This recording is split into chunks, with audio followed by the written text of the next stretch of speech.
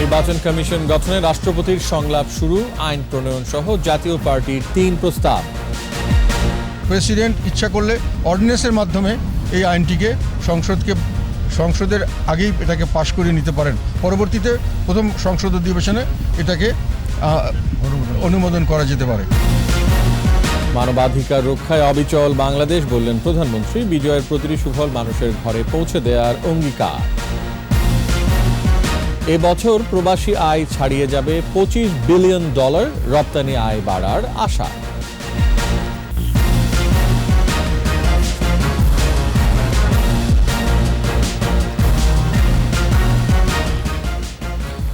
শুনছিলেন first security ইসলামী bank limited সংবাদ শিরোনাম। আমন্ত্রণ জানাচ্ছি রাত 9টার 21 সংবাদে। আপনাদের সাথে আছি আমি রিয়াজ হাফিজ।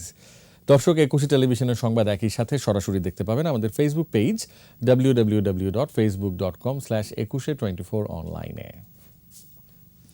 নির্বাচন কমিশন গঠন নিয়ে সংলাপে রাষ্ট্রপতির কাছে 3টি প্রস্তাব উত্থাপন করেছে সংসদের প্রধান বিরোধী দল জাতীয় পার্টি।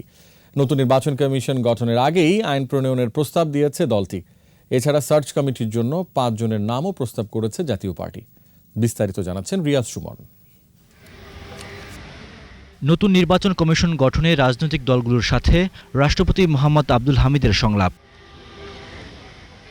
প্রথম দিনে সংলাপে অংশ নিতে বঙ্গভবনে আসেন জাতীয় পার্টির চেয়ারম্যান GM কাদেরের নেতৃত্বে 8 সদস্যের প্রতিনিধি দল। আলোচনা চলে প্রায় 2 ঘণ্টা। পরে গণমাধ্যম কর্মীদের জাতীয় পার্টির চেয়ারম্যান বলেন, নতুন নির্বাচন কমিশন গঠনের আগেই আইন প্রণয়ন সহ 3টি প্রস্তাব দেওয়া হয়েছে। সংবিধানের এই বিধানটিকে একটি আইনের আওতায় আনা উচিত। সেখানে বলা পরিষ্কারভাবে যাতে তারা কার্যকর হতে পারে, তার কীভাবে হতে পারে তার বর্ণনা থাকতে হবে। প্রেসিডেন্ট ইচ্ছা করলে অর্ডিন্যান্সের মাধ্যমে এই আইনটিকে সংসদের আগেই এটাকে পাশ করিয়ে নিতে পারেন। পরবর্তীতে প্রথম সংসদ অধিবেশনে এটাকে অনুমোদন করা যেতে পারে। এছাড়া সার্চ কমিটি গঠনে 5 জনের নাম প্রস্তাব করেছে দলটি। আর সার্চ কমিটি গঠন না করে সরাসরি কমিশন গঠন করা হলে সেখানে জাতীয় পার্টির প্রস্তাবিত 1 জনকে কমিশনার করার প্রস্তাব দিয়েছেন জাতীয় পার্টির চেয়ারম্যান। একটি সার্চ কমিটি গঠন সেটাও আপনারা করতে পারেন। সেখানে আমরা সার্চ কমিটি গঠনের জন্য কিছু যোগ্য এবং নিরপেক্ষ ব্যক্তিত্ব যাদের আমরা মনে করি তাদের নামের তালিকা আমরা ওনাদেরকে দিয়েছি।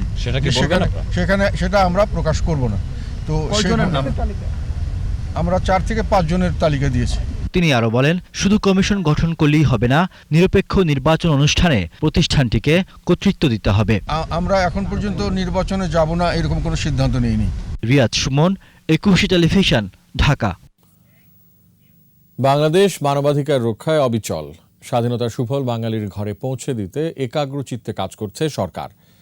Bangabandhu medal for diplomatic excellence প্রদান অনুষ্ঠানে এসব বলেন প্রধানমন্ত্রী শেখ হাসিনা। মোহাম্মদ নুরুন নবী রিপোর্ট। চেয়েছে বিশ্বের সকল জাতির সঙ্গে শান্তি ও সৌহার্দ্যের মধ্যে বসবাস করতে। স্বাধীনতা ঘোষণার মধ্য দিয়ে মূলত শুরু হয়েছিল বঙ্গবন্ধুর কূটনৈতিক তৎপরতা। প্রহরে স্বাধীনতার ঘোষণার মধ্য দিয়ে সবসময় নির্যাতিত মানুষের প্রতি অকুণ্ঠ সমর্থন ছিল জাতির পিতার। একাগ্রভাবে চেয়েছেন আন্তর্জাতিক সকল বিরোধের শান্তিপূর্ণ সমাধান। সর্বকালের সর্বশ্রেষ্ঠ বাঙালি। স্বাধীনতার 50 বছর পর এখনো জাতির পিতার কূটনৈতিক দর্শন অবিচল, অবিসংবাদিত। তারপরও বিশ্বের বহু দেশে বিরাজ করছে হানাহানি কিংবা অস্থিরতা। বাংলাদেশ সক্রিয় অংশগ্রহণ করছে। এই শান্তির সংস্কৃতির পররাষ্ট্রনীতি বিশ্বময় ছড়িয়ে দিতে এবছর চালু হলো বঙ্গবন্ধু কূটনৈতিক উৎকর্ষ পদক।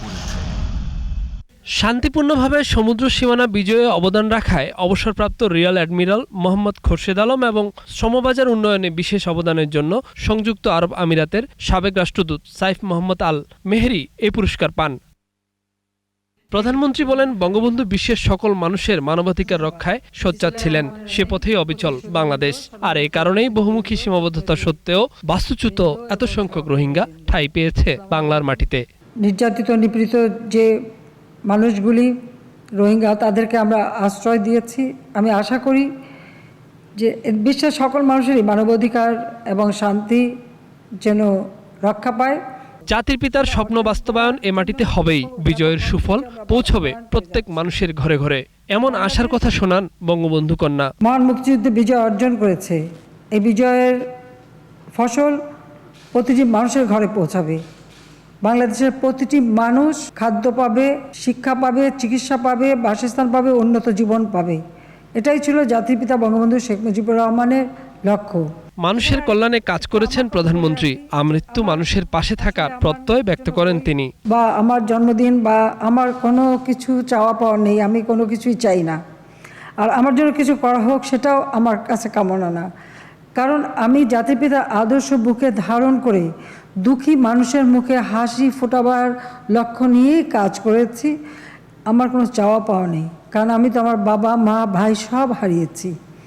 কিন্তু আমি একটা সিদ্ধান্তই নিয়েছি যে যত কষ্ট, যত আঘাত, যত বাধাই আসুক, যে স্বপ্ন নিয়ে আমার বাবা এই দেশ স্বাধীন করেছেন, তার সেই স্বপ্ন পূরণ করতেই হবে। নিজের ৭৫তম জন্মদিনে বিশিষ্ট লেখকদের লেখার সংকলন শেখ হাসিনা বিমুগ্ধ বিস্ময় বইয়ের মোড়ক উন্মোচন করেন প্রধানমন্ত্রী শেখ হাসিনা। মোহাম্মদ নুরুন নবী, একুশে টেলিভিশন, ঢাকা। সবকিছু ঠিক থাকলে এবছর প্রবাসী আয় $25 বিলিয়ন ছাড়িয়ে যাবে বলে আশা করছেন অর্থমন্ত্রী আহম মুস্তফা কামাল। রপ্তানি আয় বাড়বে বলেও প্রত্যাশা তার। তৌহিদুর রহমানের রিপোর্ট। সরকারি ক্রয় সংক্রান্ত মন্ত্রিসভা কমিটির বৈঠক শেষে অর্থমন্ত্রী আহম মোস্তফা কামালের অনলাইন সংবাদ সম্মেলন। অনুমোদন পায় 13টি প্রস্তাব। যে প্রস্তাব আমরা পেয়েছি সেখানে অর্থের পরিমাণ হবে 16,620 কোটি। অর্থমন্ত্রী জানান, প্রবাসী আয়ের বিদ্যমান ধারা অব্যাহত থাকলে এবছর রেকর্ড রেমিটেন্স পাবে বাংলাদেশ, ছাড়িয়ে যেতে পারে $25 বিলিয়ন। ঈদের যে রেমিটেন্সটা আমরা প্রত্যাশা করছি, যদি সেটা আমরা পেয়ে যাই তাহলে আমরা এই বছর আমরা আশা করি $25 বিলিয়ন আমাদের রেমিটেন্স এই খাত থেকে আমরা অর্জন করতে পারবো। রপ্তানি আয় নিয়েও বড় আশার কথা শোনালেন অর্থমন্ত্রী। এই বছরের নভেম্বর এবং গত বছরের নভেম্বর তুলনামূলকভাবে দেখা যাবে যে 31 আমাদের এখানে 31% এক মাসে আমাদের গ্রোথ হয়েছে। আমাদের যেভাবে এগুচ্ছে আমরা বিশ্বাস করি আমাদের প্রায় $47-48 বিলিয়ন এই বছর আমাদের এক্সপোর্ট হবে। বিশ্বব্যাংক, IMF সহ উন্নয়ন সহযোগীদের পূর্বাভাস যাই থাকুক, প্রবৃদ্ধির লক্ষ্যমাত্রা অর্জন সম্ভব হবে বলে আশাবাদী তিনি। ওয়ার্ল্ড ব্যাংক এবং IMF সবসময় তারা একটু কনজারভেটিভ, এবং সেখান থেকে এখন লেটেস্ট যে ফিগার 6.6%, এটা কিন্তু একটু বেশি। তো আমার এতে বিশ্বাস হয় যে আমাদের 7.2% পর্যন্ত আমরা এগোতে পারবো। তৌহিদুর রহমান, একুশে টেলিভিশন, ঢাকা। নিচ্ছি সংবাদ বিরতি, যখন ফিরছি তখন থাকছে সড়কে শৃঙ্খলা ফেরাতে উত্তর সিটিতে অভিযান চলবে 7 দিন।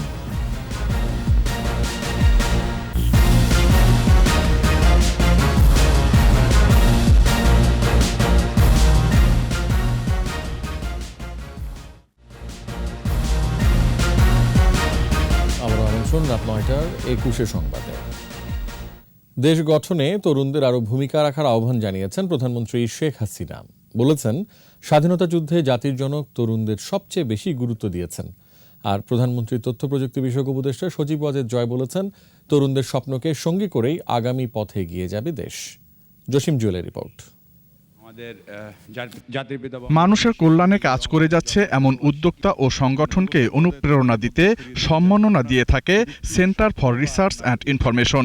এবারও 15টি সংগঠনকে দেয়া হলো জয় বাংলা ইউথ অ্যাওয়ার্ড। আমরা অত্যন্ত ভাগ্যবান এবং এই সুন্দর একটি মুহূর্ত আমরা দেখতে পাচ্ছি। অনুষ্ঠানে ভার্চুয়ালি অংশ নেন প্রধানমন্ত্রী শেখ হাসিনা। বলেন, সরকার তরুণদের মেধা কাজে লাগিয়ে দেশকে আরও এগিয়ে নিয়ে যেতে চায়। যদি এই পরিবর্তনশীল বিশ্বের সাথে তাল মিলিয়ে আমরা চলতে না পারি, তাহলে কিন্তু আমরা পিছিয়ে যাব। আর সেই পরিবর্তনটা সবসময় যুব সমাজরাই আনে এবং আনতে পারে। তাদের জ্ঞান মেধা সেটাই কিন্তু তাদের সেই সুযোগটা দেয়। সিআরআই সবসময় অগ্রণী ভূমিকা পালন করেছে। ইয়াং বাংলা বিভিন্ন পদক্ষেপ নিয়েছে, উৎসাহ জুগিয়েছে, এবং তারই ফসল আজকের এই পুরস্কার বিতরণী। আমাদের যে লক্ষ্য, 2041 সালের মধ্যে বাংলাদেশ উন্নত সমৃদ্ধ হবে। সেই উন্নত সমৃদ্ধ বাংলাদেশ আমরা গড়ে তুলতে পারবো ইনশাআল্লাহ। প্রধানমন্ত্রীর তথ্য ও যোগাযোগ প্রযুক্তি উপদেষ্টা সজীব ওয়াজেদ জয় বলেন, বাংলাদেশ কারো উপর নির্ভরশীল নয়, মেধাবী তরুণদের সঙ্গে নিয়ে এগিয়ে যেতে হবে। আমাদের ভিশন 2021 হচ্ছে সেই স্বপ্নের একটা ভিশন। ডিজিটাল বাংলাদেশ সেই স্বপ্নের একটা উদ্যোগ। তবে শুধু সরকারের উপর নির্ভরশীল থাকলে হবে না, তাই আমাদের উদ্দেশ্য যে আমাদের দেশে যারা দেশের জন্য পরিশ্রম করছে, তারা নিজেদের সময় দিচ্ছে, অর্থায়ন দিচ্ছে, পরিশ্রম দিচ্ছে, তারা কারো কাছে হাত পেতে নেয়। তাদের ইচ্ছা হচ্ছে বিভিন্ন মানুষের সমস্যা সমাধান করা। তারাই হচ্ছে আমাদের এক সোনার বাংলার স্বপ্ন, সোনার বাংলার উদাহরণ। সেন্টার ফর রিসার্চ অ্যান্ড ইনফরমেশনের ট্রাস্টি রাদওয়ান মুজিব জানান, তরুণদের নিয়েই এগিয়ে যেতে চান তারা। আপনারা যেভাবে কাজ করছেন এইভাবেই করে যাবেন। আমরা আপনাদের কাছ থেকে অনেক ইন্সপিরেশন পাই। আপনারা থামবেন না, আপনারা যেভাবে কাজ করছেন আপনারা করে যাবেন। আপনারাই হচ্ছে আমাদের ভবিষ্যৎ। পরে বিজয়ীদের নাম ঘোষণা করা হয়। Jasim Jewel, 21 television, Dhaka. BNP chairperson Khaleda জিয়াকে বিদেশে নিয়ে উন্নত চিকিৎসা দেওয়ার নির্দেশনা চেয়ে হাইকোর্টে রিট করা হয়েছে। হাইকোর্টের সংশ্লিষ্ট শাখায় সুপ্রিম কোর্টের আইনজীবী ইউনুস আলী আকন্দ রিটটি করেন। আবেদনে ফৌজদারি কার্যবিধির 401 ধারার 1 উপধারা এবং সংবিধানের 11, 28, 32 ও 49 অনুচ্ছেদের বর্ণনা তুলে ধরা হয়েছে। স্বরাষ্ট্র মন্ত্রণালয় সহ সংশ্লিষ্টদের রিটে বিবাদী করা হয়েছে। আবেদনটি বিচারপতি মামনুন রহমান ও বিচারপতি খন্দকার দিলিরুজ্জামানের সমন্বয়ে গঠিত বেঞ্চে শুনানির জন্য উপস্থাপন করা হবে বলে জানিয়েছেন রিটকারী আইনজীবী।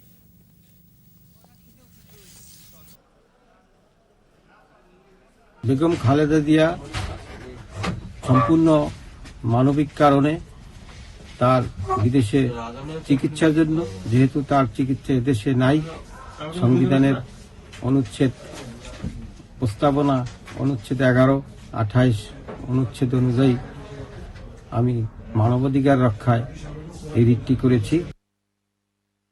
সড়ক দুর্ঘটনা রোধ, অতিরিক্ত ভাড়া আদায়, ফিটনেস, রুট পারমিট সহ নানা অনিয়মের বিরুদ্ধে অভিযানে নেমেছে ঢাকা উত্তর সিটি কর্পোরেশন। সঙ্গে আছে বিআরটিও। সকাল থেকে শুরু হওয়া এর যৌথ অভিযানে অতিরিক্ত ভাড়া আদায়, রুট পারমিট না থাকায় বেশ কয়েকটি পরিবহনের বিরুদ্ধে ব্যবস্থা নেওয়া হয়। এ অভিযান চলবে আগামী 7 দিন। বিস্তারিত সাইদুল ইসলামের রিপোর্টে। রাজধানীর সড়কে নেই শৃঙ্খলা, দুর্ঘটনা যেন নিত্যদিনের ঘটনা। শৃঙ্খলা ফেরাতে মাঠে নেমেছে ঢাকার 2 সিটি কর্পোরেশন। 26 ডিসেম্বর থেকে 2 সিটির উদ্যোগে সড়কে নামবে নগর পরিবহন। আর এর আগে শুরু হয়েছে ফিটনেসবিহীন যানবাহনের বিরুদ্ধে অভিযান। মানিক মিয়া এভিনিউতে প্রমাণ মিলে অতিরিক্ত ভাড়া আদায়ের। নির্ধারিত ভাড়ার চেয়ে 5 থেকে 10 টাকা বেশি নেয় জরিমানা করা হয় কয়েকটি পরিবহনকে। বিভিন্ন গাড়ির রোড পারমিট, গাড়ির লাইসেন্স আছে কিনা, ভাড়া ঠিকঠাক নিচ্ছে কিনা, এই বিভিন্ন মানে গাড়ি যে রিলেটেড যত বিষয় আছে সব বিষয় আমরা দেখছি। আমরা কিন্তু পুরো ঢাকা শহরে কভার দেওয়ার চেষ্টা করি। এখন রুট পারমিটবিহীন গাড়ি যদি এই রুট ছাড়া অন্য রুটেও পাই, আমরা কিন্তু ডাম্পিং বলেন, বড় ধরনের জরিমানা আমরা নিয়মিতই জরিমানা আরোপ করে থাকি। এছাড়া রুট পারমিট না থাকায় একাধিক পরিবহনকে ডাম্পিংয়ে পাঠানো হয়েছে বলে জানান কর্মকর্তারা। রুট পারমিট নাই বা ভাড়া ঠিক মতো নিচ্ছে না, তাদেরকে আমরা কোনোটা জরিমানা করতেছি, কোনোটা গাড়ি আটকে রাখছি, প্রয়োজনে সেটা আমরা ডাম্পিংয়ে পাঠাবো আর কি। এদিকে এরই মধ্যে ঢাকা উত্তর সিটিতে কয়েকটি নগর পরিবহন বেশ জনপ্রিয় হয়েছে। যাত্রীরা বেশ নিরাপদে যাতায়াত করছেন বলে জানান তারা। নতুন নগর পরিবহন আরও বেশি জনপ্রিয় হবার আশা যাত্রীদের। পাবলিক ট্রান্সপোর্টে থেকে, কিন্তু পাবলিক ট্রান্সপোর্টে এই যে মানুষের ধাক্কাধাক্কি, তারপর মহিলাদের সিট না পাওয়া, এরকম একটা ঝামেলা থেকেই যায়। এইটাকে কেন্দ্রীকরণ করা একটা সিস্টেমের আন্ডারে আনা উচিত। সাধারণত যে লোকাল বাসগুলো হয় সেগুলো থেকে তো অবশ্যই ভালো, কিন্তু ভাড়াটা একটু বেশি। ভ্রাম্যমাণ আদালতের মাধ্যমে যাত্রী চালক সহ সাধারণ মানুষের মাঝে সচেতনতা বৃদ্ধিতে স্টিকার ও লিফলেট বিতরণ করা হয়। সাইদুল ইসলাম, 21 টেলিভিশন, ঢাকা। সোশ্যাল ইসলামী ব্যাংক লিমিটেড বাণিজ্য সংবাদ।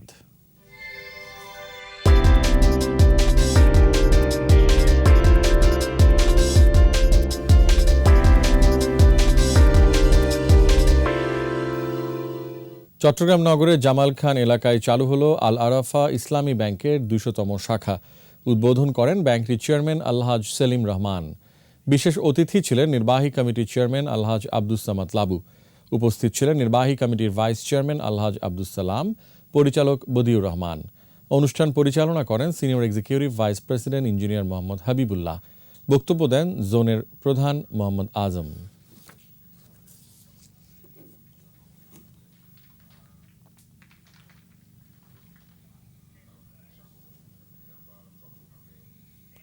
শেষ করছি রাত 9টার 21 সংবাদ। তবে যাওয়ার আগে ফার্স্ট সিকিউরিটি ইসলামী ব্যাংক লিমিটেড সংবাদ শিরোনামগুলো আরও একবার। নির্বাচন কমিশন গঠনে রাষ্ট্রপতির সংলাপ শুরু, আইন প্রণয়ন সহ জাতীয় পার্টির 3 প্রস্তাব। মানবাধিকার রক্ষায় অবিচল বাংলাদেশ, বললেন প্রধানমন্ত্রী। বিজয়ের প্রতিটি সুফল মানুষের ঘরে পৌঁছে দেওয়ার অঙ্গীকার। এবছর প্রবাসী আয় ছাড়িয়ে যাবে $25 বিলিয়ন, রপ্তানি আয় বাড়ার আশা।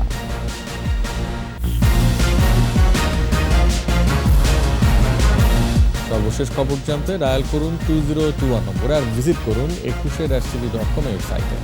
এছাড়া ফেসবুকে লগ ইন করতে পারেন facebook.com/2124 অনলাইন।